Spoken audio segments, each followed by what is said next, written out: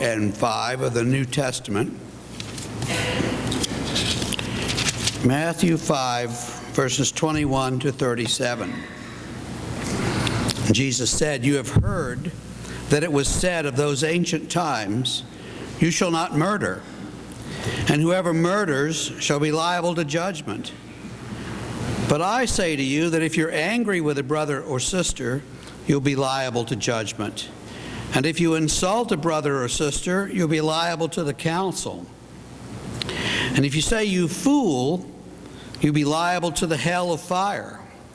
So when you are offering your gift at the altar, if you remember that your brother or sister has something against you, leave your gift there before the altar and go. And first be reconciled to your brother or sister, and then come and offer your gift. Come to terms quickly with your accuser while you are on the way to court with him. Or your accuser may hand you over to the judge, and the judge to the guard, and you will be thrown into prison. And truly I tell you, you will never get out until you have paid the last penny.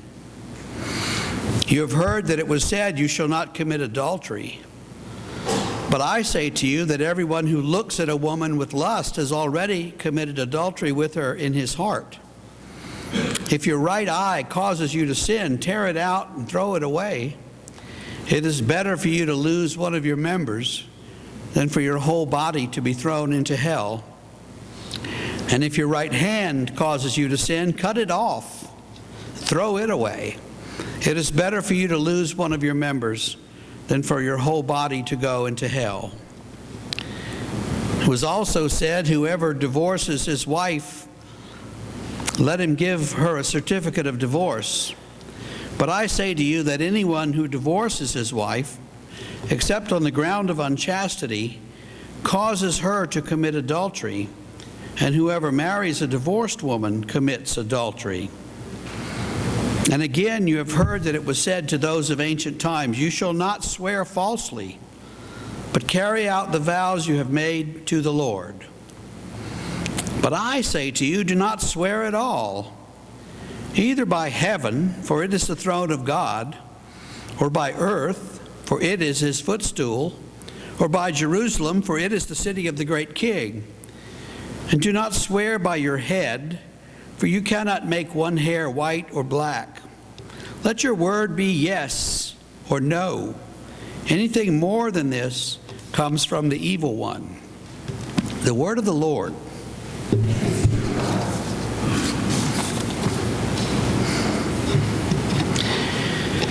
So at the end of last week's reading, we read Matthew 5 and we ended at verse 20. "For I tell you, unless your righteousness exceeds that of the scribes and Pharisees, you will never enter the kingdom of heaven." I realized last week as I read that it really deserves some comment, but I'm not smart enough to make up new stuff while I'm reading stuff that's already written, So I bring it up today. The Pharisees, as we see them in the Gospels, we think of them are the bad guys, the hypocritical enemies of Jesus. But the people that Jesus talked to, the ones who were hearing him, would not have thought that way at all. They would have thought of the Pharisees as exemplars of faith and righteousness. They kept the law in its entirety, or they tried to. They came up with ways around keeping some of the more demanding portions of it. And Jesus critiques that and says, they keep the letter, but not the spirit of the law. But they live from morning until night, thinking of God and how to serve God's law at all times. And so they were very righteous. And Jesus says, if you want to be saved, your righteousness must exceed theirs. If you're not as righteous as Mother Teresa, forget it. Well, that's disheartening. It does get worse, because later in the Sermon on the Mount, he says we need to be as perfect as God is. You begin to get a little clue here. He's he's talking to people and he's using this format. You have heard it said, and then follows with a commandment. And then he reinterprets the command in a new way. It seems to relieve it, but it also makes it much more difficult. And he says, but I say to you, and then he does that. And he works through the commandments. Do not kill, do not commit adultery, do not divorce your wife, all these things. And people might say, well, I haven't killed anyone or slept with anyone else's wife, so I must be okay. You could say that and still not be serving God. We might say that, not be serving God. I haven't killed anyone or haven't committed adultery, so I guess I'm all right. But to do that, you see, is to obey the letter of the law without getting to the point of it at all. When Jesus says, you have heard it said, and it then goes on to say, but I say, he's claiming that he has the power to reinterpret the law. No rabbi would do that. They would just quote other rabbis. No one would say, but I say, because to do that would effectively say, I can speak for God. And that's what Jesus does. So let's look at some of these statements. The first one's relatively easy. Do not commit murder. Do not kill. Do not intentionally set out to kill someone. That's easy. I've never done that. But then Jesus goes on to say, but I say, don't call anyone a fool. Don't devalue anyone's humanity. Don't dismiss anybody as unworthy. My mother used to make me read this passage aloud every time I got into a fight with my brother,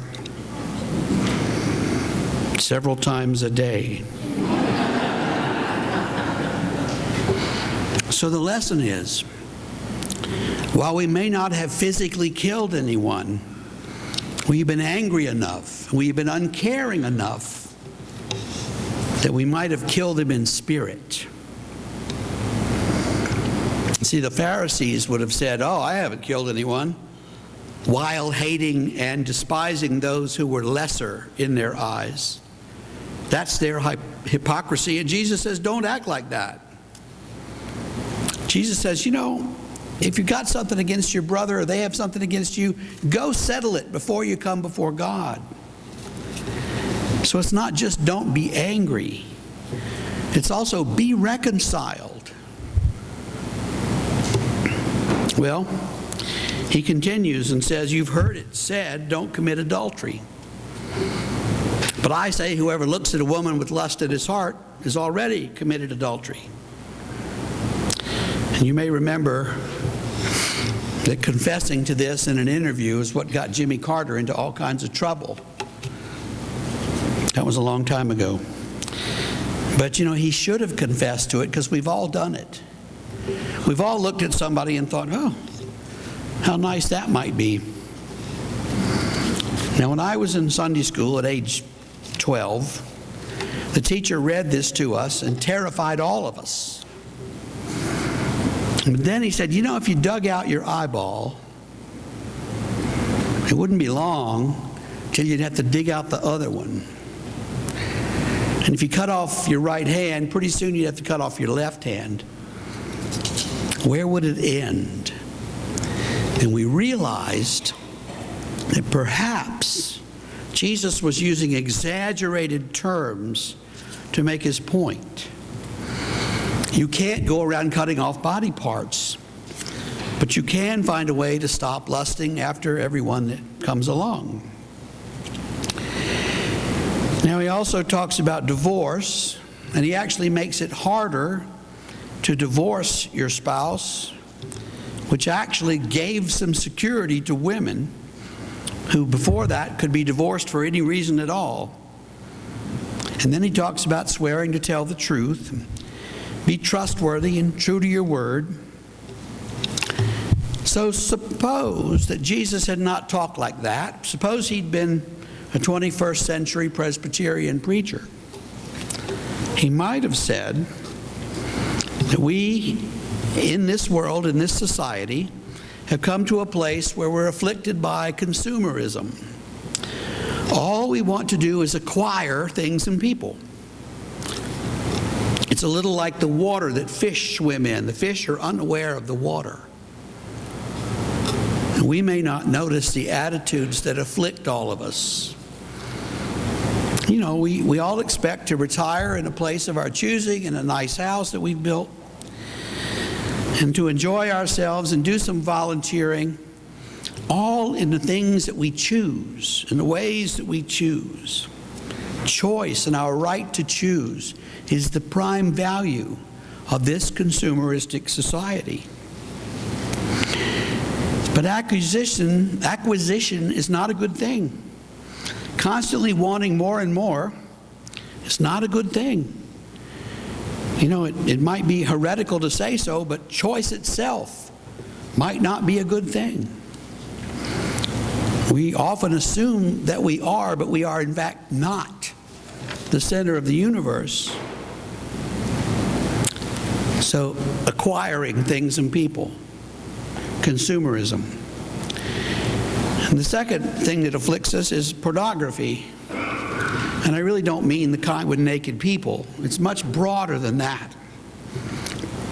It's anything that moves us to use other people or things for our own ends. Think about house pornography. If you ever watch HGTV, it's house pornography from beginning to end.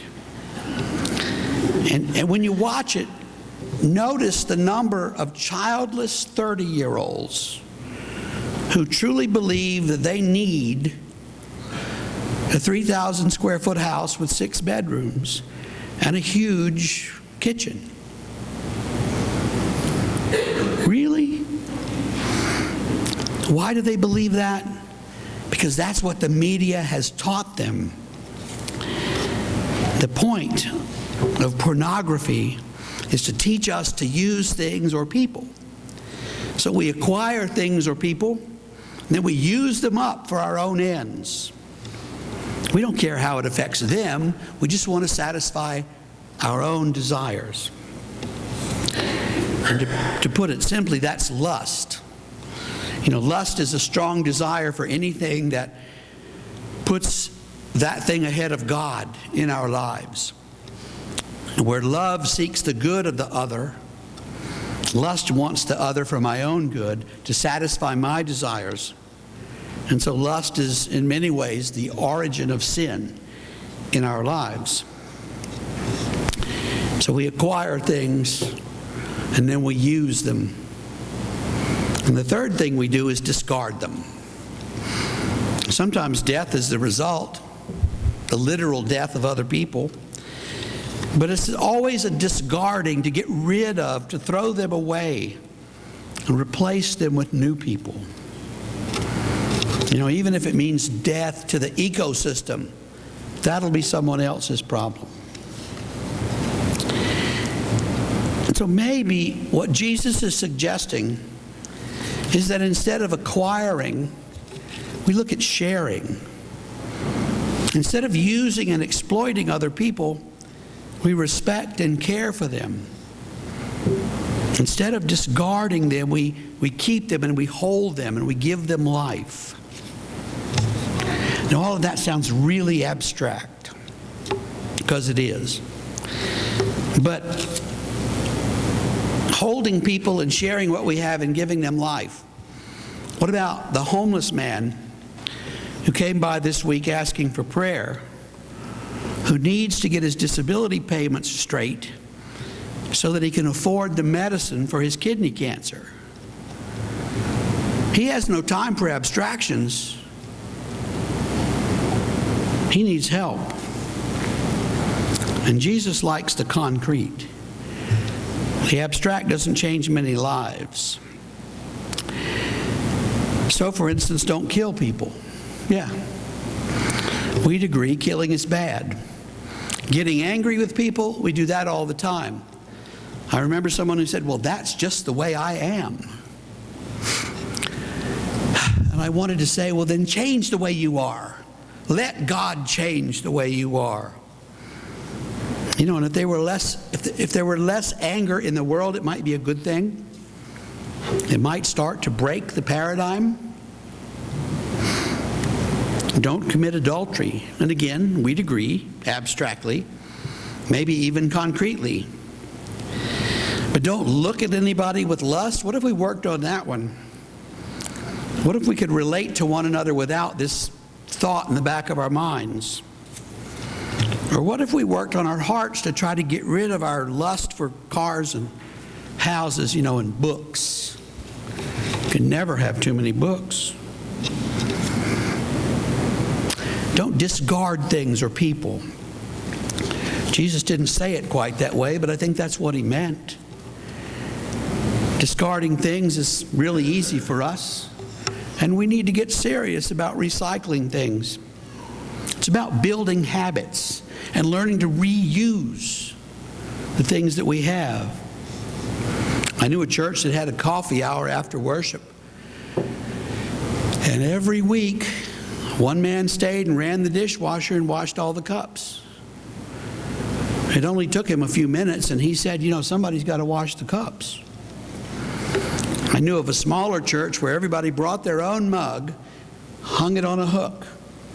You used it, you washed it. Problem solved. Didn't take that long to do it, and I wonder how long it took them to learn that. So we discard cups and every kind of thing all the time, but what if we changed our ways? Well, I think Jesus is more interested in the way we discard people.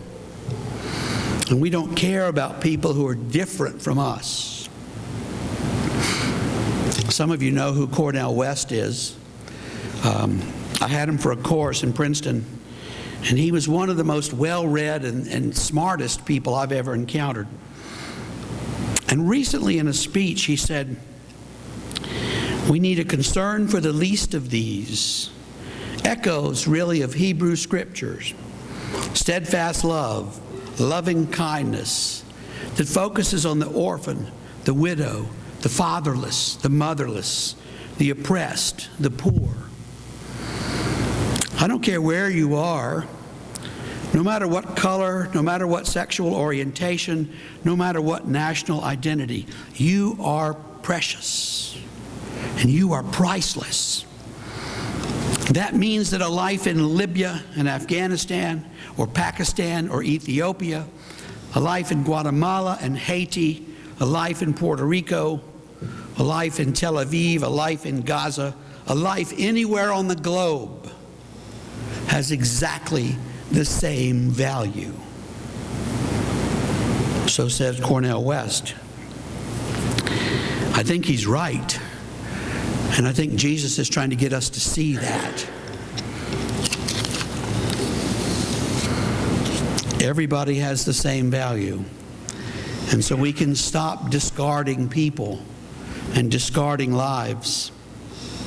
May we live the life that Jesus teaches us and hold all people as brothers and sisters before God.